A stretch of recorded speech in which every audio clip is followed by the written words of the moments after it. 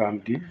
இன்று 15/11/2024 காலை முரளி. ஓம் சாந்தி. பாப் தாதா, மதுபன். இனிமையான குழந்தைகளே, எவ்வளவு நேரம் தந்தையின் நினைவு இருக்கின்றது என தன்னை சோதனை செய்யுங்கள். ஏனென்றால் நினைவு செய்வதில்தான் லாபம், மறதியில் நஷ்டம். இன்றைய தலைப்பில் அருமையாக அழகான தமிழில் எளிமையாக சொல்லியிருக்கின்றார் மகா வாக்கியங்களை. இறைவன் நேரடியாக சொன்ன மகா வாக்கியங்கள். அதாவது, இனிமையான குழந்தைகளே, எவ்வளவு நேரம் தந்தையின் நினைவு இருக்கின்றது. இறைவனை நினைத்து கொண்டே இருக்க வேண்டும். முழு நேரமும் இறைவனை நினைத்து கொண்டே இருக்க வேண்டும். எவ்வளவு நேரம் இருக்கின்றது என தன்னை சோதனை செய்யுங்கள். நாம் எவ்வளவு நேரம் இறைவனை நினைத்து கொண்டிருக்கின்றோம் என்று தன்னை சோதனை செய்யுங்கள். ஏனென்றால் நினைவு செய்வதில்தான் லாபம். நீங்கள் எவ்வளவு தூரம் இறைவனை நினைக்கின்றீர்களோ அந்த அளவிற்கு லாபம் கிடைக்கும். மறந்தீர்கள் என்றால் நஷ்டம். மறதியில் நஷ்டம் ஏற்பட்டுவிடும். கேள்வி: இந்த பாவ ஆத்மாக்களின் உலகத்தில் எப்படிப்பட்ட விஷயம் முற்றிலும் நடக்க முடியாததாகி விடுகிறது? ஏன்? கேள்வி பாருங்க. அழகான கேள்வி, அருமையான கேள்வி. இந்த பாவ ஆத்மாக்களின் உலகத்தில், அதாவது பாவ ஆத்மாக்கள் என்றால் இப்போது இருக்கின்ற ஆத்மாக்களின் பெரும்பான்மையானவை பாவ ஆத்மாக்கள். எப்படிப்பட்ட விஷயம், அதாவது இந்த பாவ ஆத்மாக்களின் உலகத்தில் எப்படிப்பட்ட விஷயம் முற்றிலும் அசம்பவமாக, அதாவது முற்றிலும் நடக்க முடியாததாகி விடுகிறது? ஏன்? பதில் இறைவன் சொல்கின்றார். பதில்: இங்கு நாங்கள் புண்ணிய ஆத்மாவாக இருக்கின்றோம் என யாராவது கூறினால் அது முற்றிலும் அசம்பவம் ஆகும். சம்பவம் நிகழ்ச்சி, அசம்பவம் நிகழ்ச்சி அல்ல. இங்கு நாங்கள் புண்ணிய ஆத்மாவாக இருக்கின்றோம் என யாராவது கூறினால் அது முற்றிலும் அசம்பவம் ஆகும். அதாவது இயலாத காரியம். சம்பவம் என்றால் நடக்கின்ற காரியம், இது நடக்காத காரியம். ஏனென்றால் இந்த உலகம் தமோ பிரதானமாக கலியுகமாக இருக்கின்றது. இந்த உலகம் தமோ பிரதானம் என்றால் கீழான நிலை. 3 நிலைகள் இருக்கின்றது. அதாவது சதோ, ரஜோ, தமோ. சதோ பிரதானம், ரஜோ பிரதானம், தமோ பிரதானம். சதோ பிரதானம் என்றால் உயர்ந்த நிலை. ரஜோ பிரதானம் என்றால் நடுநிலை. தமோ பிரதானம் என்றால் கீழான நிலை. கலியுகமாக இருக்குது. இது கலியுகம். நரகவாசிகள் வாழ்கின்ற உலகம். மனிதர்கள் எதனை புண்ணிய காரியம் எண்ணுகின்றனரோ அது கூட பாவமாக ஆகிவிடுகிறது. புண்ணியம் என்று நினைத்து செய்தால் கூட அந்த காரியமும் பாவமாக மாறிவிடுகிறது. ஏனென்றால் ஒவ்வொரு கர்மமும் விகாரங்களின் வசமாகி செய்கின்றன. ஒவ்வொரு கர்மமும் செய்கின்ற போது, ஒவ்வொரு கர்மங்களையும் செய்கின்ற போது விகாரங்களின் வசமாகி செய்கின்றனர். விகார குணம் இல்லாமல் செய்தால் ஓகே. ஆனால் விகாரங்களின் வசமாக்கி எல்லா வகையிலும் ஒவ்வொரு ஒவ்வொரு செயலை செய்தாலும் விகாரங்களின் வசமாகித்தான் செய்கின்றனர்.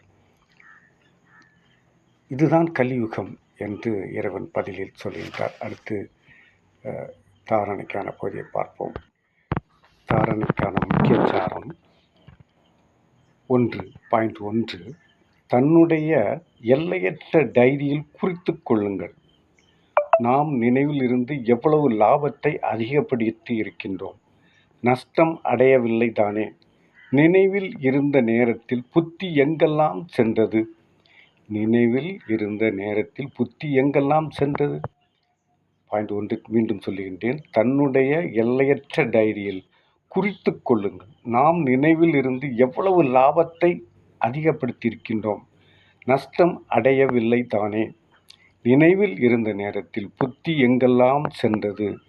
எளிமையான தமிழில் புரிகின்ற விதம் அழகாக அருமையாக கொடுத்திருக்கின்றார் இறைவன் தாரணை. இதை நடைமுறைப்படுத்த வேண்டும். 2வது பாயிண்ட்: இந்த ஜென்மத்தில் சிறு வயதிலிருந்து என்னென்ன தவறான காரியங்கள் மற்றும் பாவங்கள் ஏற்பட்டதோ அதனை குறித்து கொள்ளுங்கள். எந்த விஷயங்கள் மனதை உறுத்துகிறதோ அதனை தந்தையிடம் கூறி லேசாக ஆகுங்கள். இப்பொழுது எந்த ஒரு பாவக்காரியமும் செய்யக்கூடாது. என்ன சொல்கிறேன், 2வது பாயிண்ட் ரொம்ப இது அன்றாட வாழ்க்கையில் நாம் நடக்கின்ற செயல்களை மிகவும் அழகாக சொல்லியிருக்கின்றார். அதாவது 2வது பாயிண்ட் என்னென்னா, இந்த ஜென்மத்தில் இந்த பிறவியில் சிறு வயதிலிருந்து என்னென்ன தவறான காரியங்கள் அறிந்தும் அறியாமலும் என்னென்ன தவறான காரியங்கள் மற்றும் பாவங்கள் ஏற்பட்டதோ அதனை குறித்து கொள்ளுங்கள். நம்ம அறிந்தும் அறியாமலும் செய்திருப்போம், அது இப்போது பெரியவர்களான பொருள் நினைவிற்கு வரும், அதை குறித்து கொள்ளுங்கள் என்று கூறுகின்றார். எந்த விஷயங்கள் மனதை உறுத்துகிறதோ அதனை தந்தையிடம், அதாவது இறைவனிடம் கூறி அதை லேசாக ஆக்குங்கள்.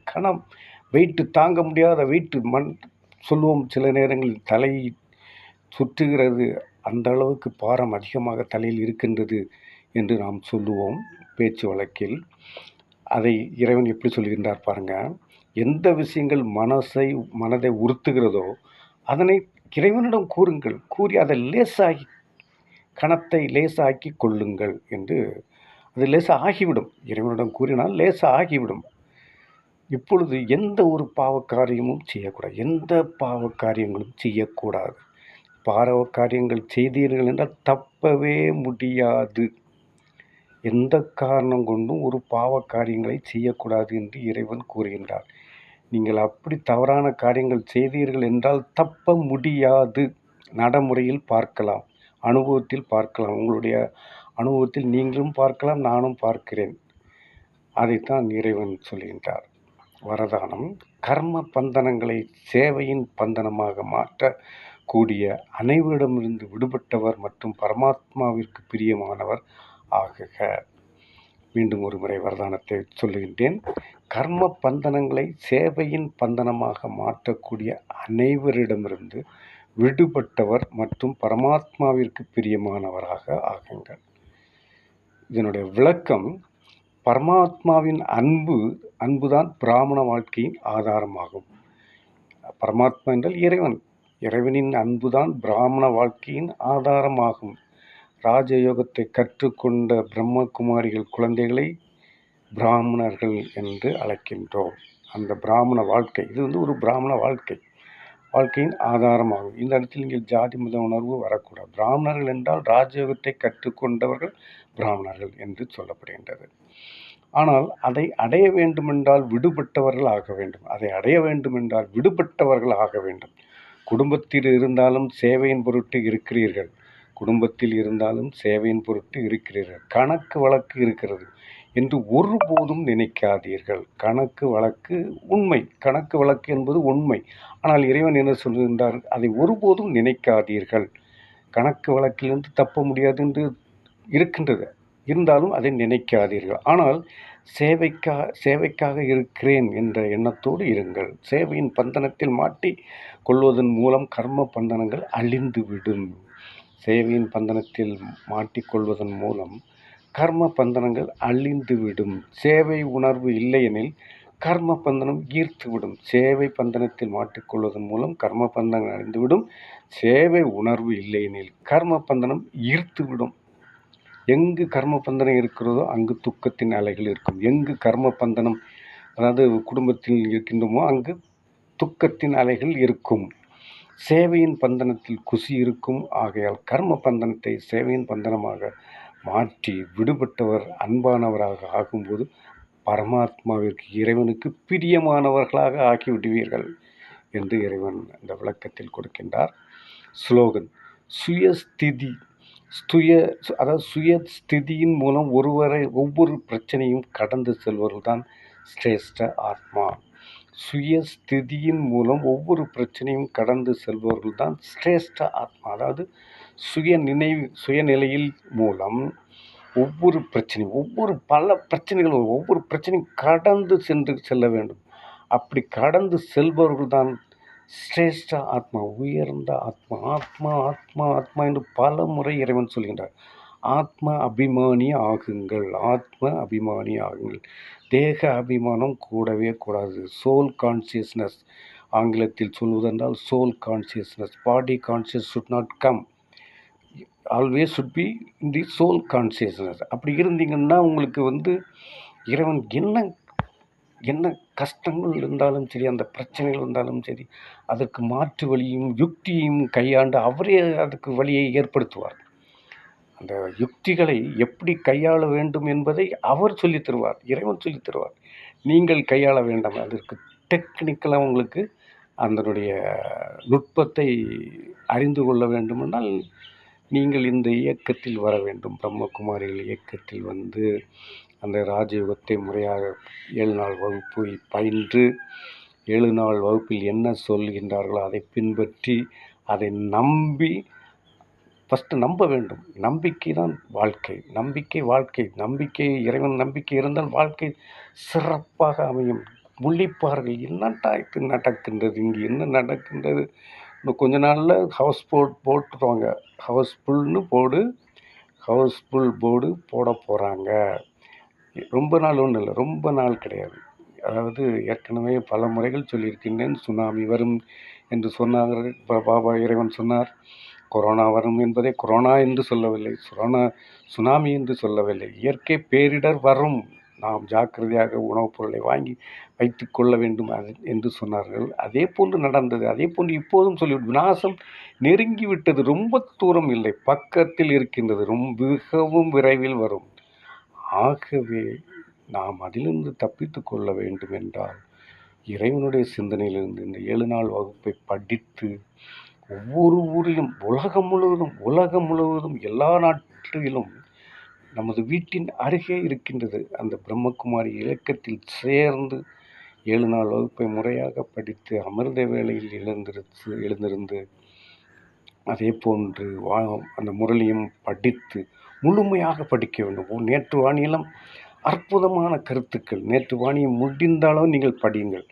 நேற்று வாணியை நான் முழுமையாக படிக்கவில்லை, இருந்தாலும் அந்த கேள்வி பதில் தாரணையோடு முடித்துவிட்டு நீங்கள் முழு வாணியை, நம்பிக்கை இருக்கிறவர்கள் முழு வாணியையும் முடிந்தால் நான் இன்று அனுப்புகின்றேன். அதை சிஸ்டர் அருமையாக எக்ஸ்பிளைன் பண்ணுறாங்க. அந்த சிஸ்டர் எக்ஸ்பிளைன் பண்ணுறதை கேட்டு அதன் என்ன சொல்கிறார்கள் என்ற அதனுடைய கருத்து அம்சம் என்ன என்பதை புரிந்து கொண்டு எல்லோரும் வாருங்கள் என்று பல முறை உங்களை அழைக்கின்றோம். பிரம்மகுமாரிகள் இயக்கத்துக்கு வந்து இயக்கத்தில் சேர்ந்து என்ன உண்மை என்பது என்ன, போலி என்பது என்ன, யார் எப்படி இருக்கிறார்கள் என்பதை அழகாக காட்டி கொடுப்பார். இறைவன் தெளிவாக காட்டி கொடுத்து உங்களை வாழ வைப்பார். வாழும் கலை பற்றி தெரிந்து கொள்ள வேண்டும் என்றால் பிரம்மகுமாரிகள் இயக்கத்தில் சேர்ந்து படியுங்கள். நன்றி. ஓம் சாந்தி.